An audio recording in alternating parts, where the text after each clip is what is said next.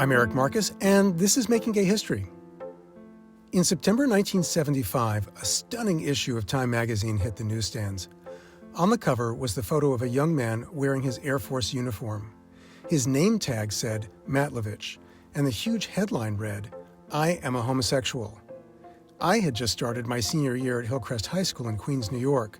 By then, I knew I was gay too, but I would have died before admitting it to anyone. And I sure wouldn't have announced it on the cover of a magazine with millions of readers.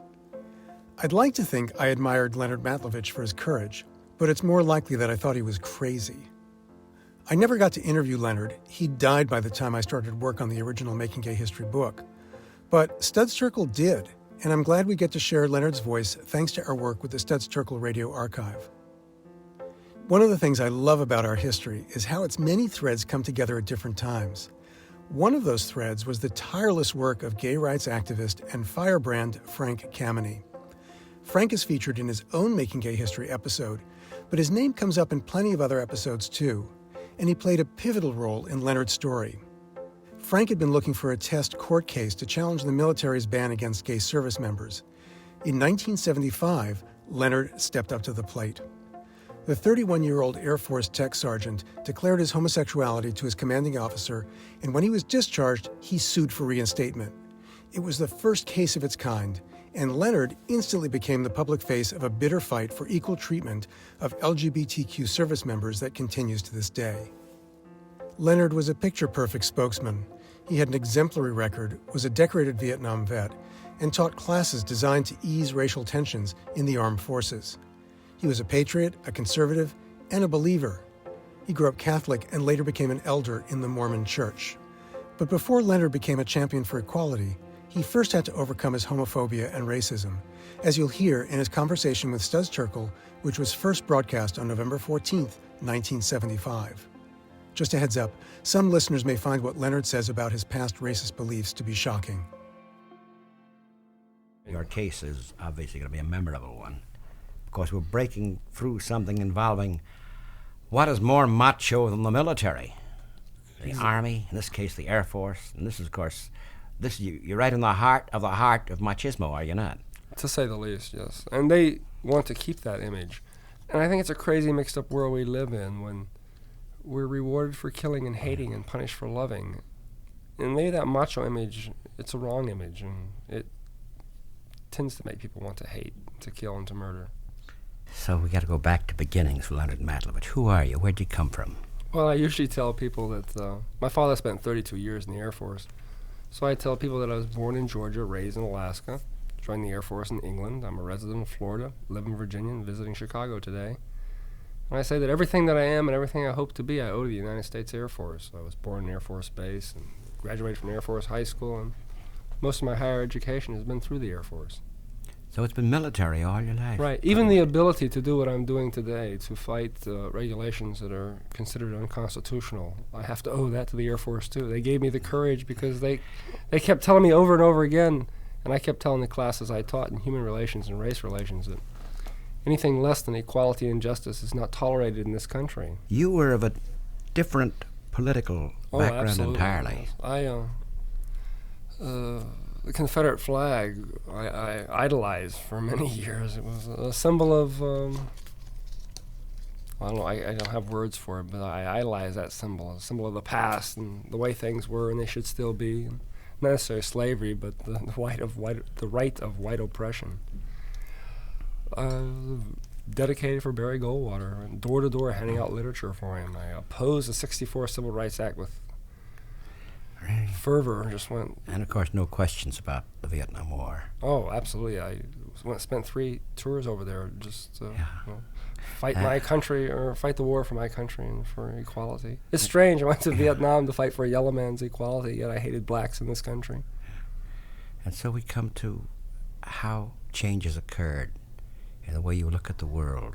Okay, so you're part of the Air Force. It's your life. In fact, even now you want to go back. How did it come about? Now, perhaps reflect now your own thoughts and experiences to what happened yourself. I think as a child growing up, I thought to be gay it meant that I had to wear a woman's dress. I had to molest little children, and I had to go in bathrooms and watch people.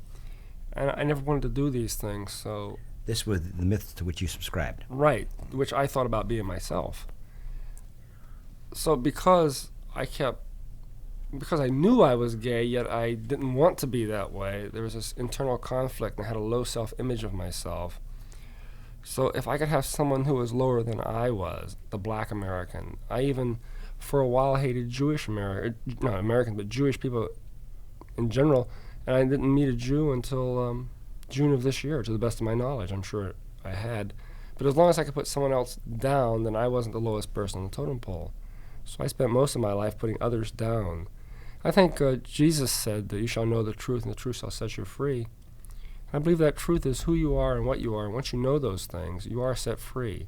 And once you can accept who you are and what you are, then you can love others. You can't love others until you love yourself, and as long as you hate yourself, you're going to hate others. And so all these years as a kid, whenever you discovered you were gay, as you were afraid because of the sense of shame that would be imposed and the myths to which you subscribed. Somebody told you, right. Whoever was the society. Well, Hollywood itself. Hollywood, in the movies, you'd see these things in the movies, or sensationalism in radio or the press or TV. When there was a gay murder or something like that, they played it up big, and homosexual murder, homosexual slang, and they went in details. And as a child growing up, this is the only type of role model I had. Up until about the age of 29, I had never met another gay person in my life either. Oh, so there was a sense of loneliness here, too. Oh, absolutely. It's strange. I'd use the word queer and faggot and put gays down. You did. Oh, absolutely. Yeah. Trying to convince those around me, it's such a guilt complex of being that way, trying to convince others around me that I was not that way. See, I put them down so I can't be that way. I remember the first person I told that I was gay, the first straight person, he was my roommate. And I thought, this is about 29, I was 29 years of age, and I had to tell someone. And about 5 minutes later, after I told him, he moved out and told me that if you see me on the street, you can say hi to me, but don't you ever come around where I live. I want nothing to do with you. So I still had a low self-image, and when someone who I thought was my friend, if this is the way they reacted to me being gay, then I thought, well, will everyone react that way to me, and everyone reject me and have nothing to do with me? What interests me is also this question, the myth of a homosexual not being a good soldier. I think gays who are in the closet have to go around proving their manhood, and to prove that, hey, I'm not the stereotype gay, I'm really a man, and they go around to extremes to prove their manhood. But proving the manhood in this ersatz macho way. Right, exactly. Hitting somebody or saying, by God, ours is the greatest country in the world and we'll put anybody down. That's right. Or as you did as a young kid, putting down blacks. Those thought below you. Right, sure. Now, when did the because you're a different person now and you're out, like, when did these changes occur? It was a very, very slow process. Yeah. Very slow process. One of my very first supervisors was a black individual. And when I first met him, he was an enlisted man. First of all, that was a couple strikes against him on my own mind, that he was enlisted and black, although I was enlisted also. That they told me he had a business law degree, a doctorate in business law. And I kind of laughed at it and said, oh, come on now, a black individual? No way. The stereotype black. They probably gave him that education, free diploma, just for their quota system. And as one stereotype after another began to collapse, as he used words, not nickel-dime words, 50-cent words, and he really knew what the meaning of them was, and I was amazed. And then he invited me over to his house to meet his wife and kids for dinner, and I had all the stereotypes of his house. It'd be dirty, and the dishes would be piled up in the sink and have a terrible odor, and the furniture would be cut and tore up. And I was really afraid to go there. And when I walked in the house, I was amazed. It was spotless. I had eaten off the kitchen floor. And this is one individual that helped me with one stereotype to collapse after another. And I began to, first of all, I said about him, well, he's different. He's not like the rest. And then I met another black who was different, not like the rest, and another one who was different, not like the rest, until I began to look around and see so many different individuals. And just the more I met, the more the stereotypes collapsed. And as I learned more and more about black Americans, that at one time in this country, they were so ashamed of being black, the color of their skin, that they used to use bleaching cream on their skins, and they tried to straighten their hair. And I related that to myself, that I tried to although I was gay, I tried to lead a heterosexual life, dating women. I went to extremes to prove that I was straight and not gay.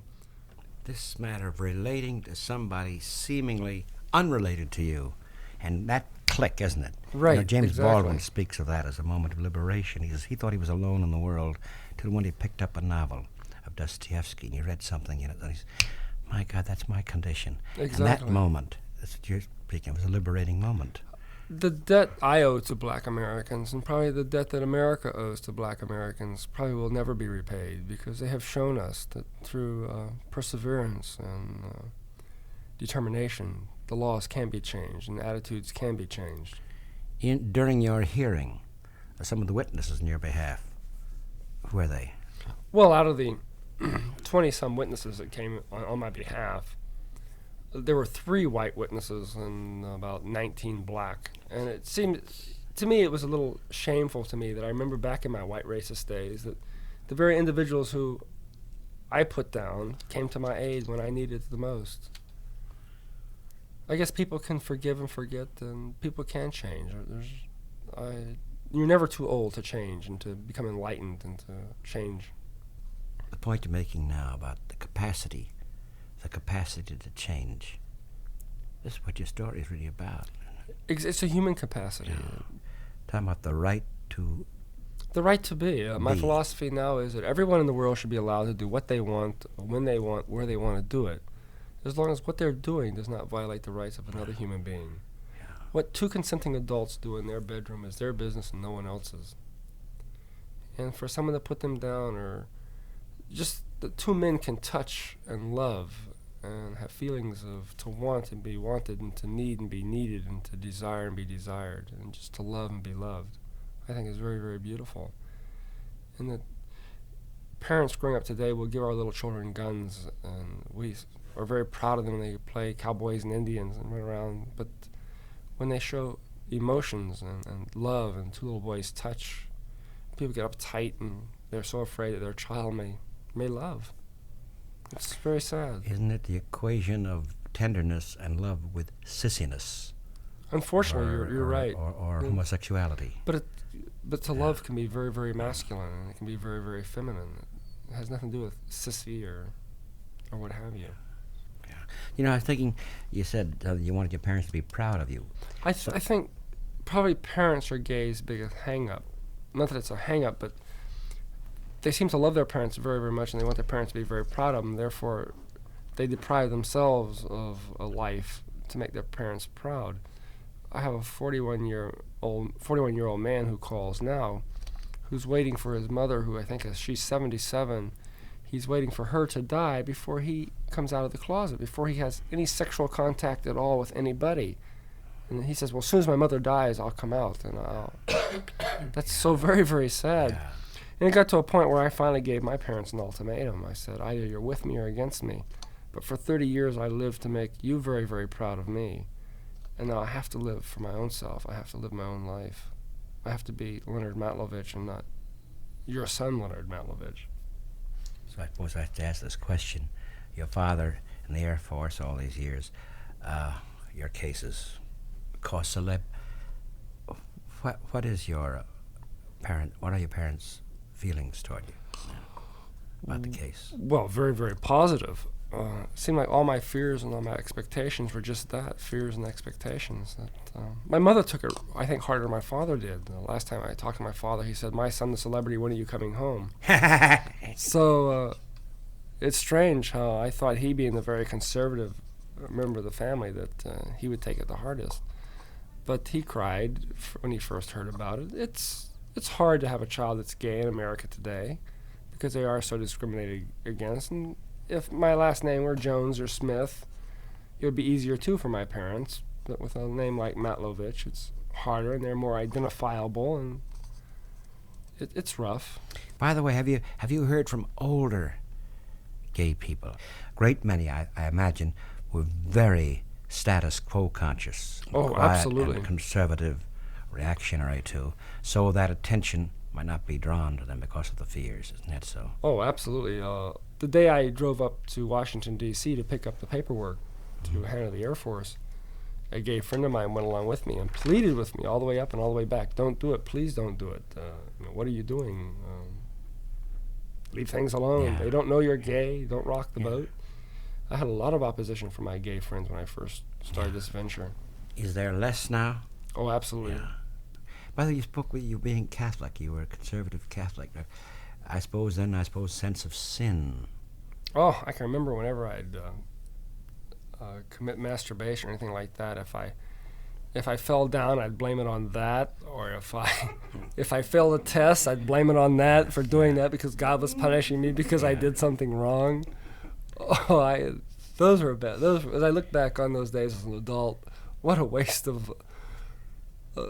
Just what a waste. Think of all the pressures. Religion, that is organized religion. The military, school, society, everything. And that's quite a burden to carry, isn't it? It was. It was getting to the point where I had to make a decision. Either I had to come out or I just didn't know what I had to do, but I had to do something. I just couldn't continue living this very, very lonely life. I stayed in that closet for so many years to make my parents so very, very proud of me. And because I love the Air Force very much, and I loved my job, and I knew I'd lose it, so I deprived myself of any type of sexual or even emotional or contact at all. And that in itself may dispel the stereotype that gays are very promiscuous, because for 30 years I went without. I didn't even kiss another person or hold another person for 30 years. I'm still having troubles today relating to people because for 30 years depriving myself of so much and putting yourself in such a track, a way of life, that it's difficult to begin to express and to love and to feel. Yeah, I use the word, you were in the closet. You see, again, the hiding, isn't it? Right. Subversive, something subversive. Well, you feel like, it is. It's very cloak and dagger-like. Yeah. You feel like a foreigner in your own country. Believe it or not, I still have a lot of uptightness and hang-ups. I was riding on a train from New York City to Connecticut. This is about 2 in the morning, and there was 5 of us in this car. And the individual with me, he wanted to lay his head on my shoulder, and I wouldn't let him do it. I said, no, I'm just not going to let you do it. He said, well, now, you hypocrite, you. He says, every person in this country, 52 million people or 200 million people know that you're gay and you want to let me lay my head on your shoulder. And I said to him, well, right now, if I did it, I'd only be doing it for one reason. That would be to upset the other people in this car. And I'm not out to upset anyone. Yeah. Isn't that something, you'll fear that they will be up, because your feelings about them, your own hang-up, of course, still there, but also... Well, it's going to take time. Yeah, but also 30 the years fact of that they would brainwashing. be up. Now, why should they be? We come to it. Right. Well, it's that terrible fear that a society imposes, that it's wrong to be this, even though you're naturally that. Therefore, you have to be what I am. Oh, one last question. How's the case now? There's an appeal. Right. You've been discharged, but your lawyers, you are appealing it. Judge Gerhard Gesell, the federal court in Washington, D.C., has ordered the Air Force back into court the first week of January to justify their regulations under constitutional grounds. And we feel very optimistic here that we may win at this court level. By the way, do you still want to be in the Air Force? At this point, I do. There's no question about it. Mm-hmm. We don't know how long it's going to take to get into the federal courts or to get to the higher courts or what the schedule is going to be. But if it takes that long, I may be an entirely different person by then. But right now, yes, I would like to be back in the Air Force. We're talking about changes, aren't we? Exactly. That it's possible for anybody to change his outlook in life. Well, I'm not the same person today I was yesterday. And just by being here talking with you, I'm a different person. And my span of influence or span of people I've met is much broader now than it would have ever been. Feel freer. Exactly. I walk a little taller and a little prouder each time I meet a new person because... That's our subject, liberation. Leonard Matlovich, my guest, thank you very much. My pleasure.